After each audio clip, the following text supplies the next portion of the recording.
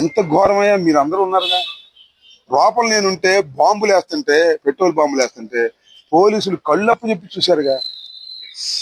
ఒక్క లాఠీ చార్జ్ చేస్తే ఒక్కడు దొరికేవాడు.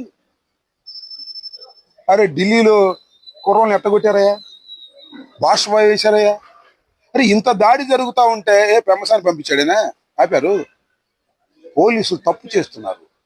తప్పు చేస్తున్నప్పుడు నా టెంపర్మెంట్ ప్రకారం నేను కొద్దిగా స్పీడ్గా వ్యవహరిస్తున్నాను.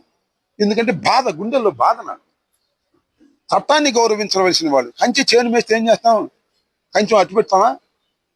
వాళ్ళ కంచె చేను మేసినట్టుగా రక్షించవలసినటువంటి పోలీసులే భక్షించే కార్యక్రమం చేస్తున్నారు. ఇది అన్యాయం కదా. నేను అనుకుంటున్నాను ఖచ్చితంగా పోలీసు వారు నాకు పర్మిషన్ ఇస్తారని ప్రగాఢంగా విశ్వసిస్తున్నాను. కారణం ఏంటంటే నేను చేస్తున్నది ఏం పాదయాత్ర? వినతి పాదయాత్ర. నడవడానికి కూడా పర్మిషన్ ఇవ్వరా? నడిస్తే నా కాళ్ళకి నెప్పుంటే వాళ్ళ కాళ్ళు కాదుగా. అందుకని ఇస్తారని నేను భావిస్తున్నాను.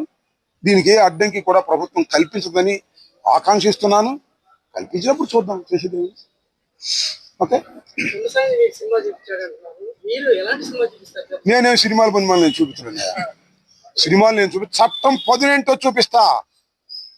అమెరికాలో నివసించి, ఇందాక చెప్పా, అమెరికాలో నివసించి లక్షల కోట్లు గడించి ఇక్కడ ధన మదంతో పార్లమెంటు సభ్యుడయ్యి కేంద్ర మంత్రి అయితే చట్టం తన పని తాను చేయకోకుండా అడ్డం పడుతుంటే చట్టం 18 పెమ్మసానికి చూపిస్తా.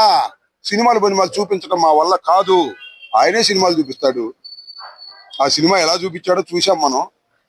ఆ సినిమాలో నేను ఇంతకుముందు చెప్పా, ఎవడు హీరోనా ఎవడు విలనో అర్థమైపోయింది. వాళ్ళు విలన్ గా ఉండి సినిమా చూపించారు దానిలో, అంతే కదా. పెమ్మసానికి చట్టం 18 అంబటి రాంబాబు రాబోయే కాలంలో చూపిస్తాడు. రాసుకోండి, చట్టం 18 చూపిస్తా. డబ్బు ఉండొచ్చు, 1000 కోట్లు ఉండొచ్చు, కేంద్ర మంత్రి కావచ్చు, అయినా చట్టం ముందు అందరూ సమానులే అనేది పెమ్మసానిని చట్టం ముందు నుంచోబెట్టి చూపిస్తా. అదే నా పట్టుదల, అదే నా హృదయ ఘోష. బాధపడ్డవాడి ఘోష, ఇల్లు పగిలిన వాడి ఘోష, కార్లు పగలగొట్టించుకున్న వాడి ఘోష, పెట్రోల్ బాంబులు వేయించుకున్న వాడి ఘోష, ప్రాణాలకు తెగించి కూర్చున్న వాడి ఘోష అది అని కూడా ఈ సందర్భంగా చెప్పదలుచుకున్నా. చూస్తారు కదా మీరే రాబోయే కాలంలో. అప్పుడే అయిందా ఇళ్ళకి కానీ పండగ అయిందా? 2 సంవత్సరాలు అయిపోగానే అయిపోలేదు కానీ ఇంకా 3 సంవత్సరాలుగా ఉంది. ఎంతసేపు గారు ఇది 3 సంవత్సరాలు. మళ్ళా మీరు అధికారంలోకి రారు. మీరు చేస్తున్నటువంటి దౌర్జన్యాలు, అన్యాయాలు, అక్రమాలు, పోలీసులు కేసులు పెడతారా? మరి మీ దుంపదేగా. ఎంతమంది లోపల పెడతారా?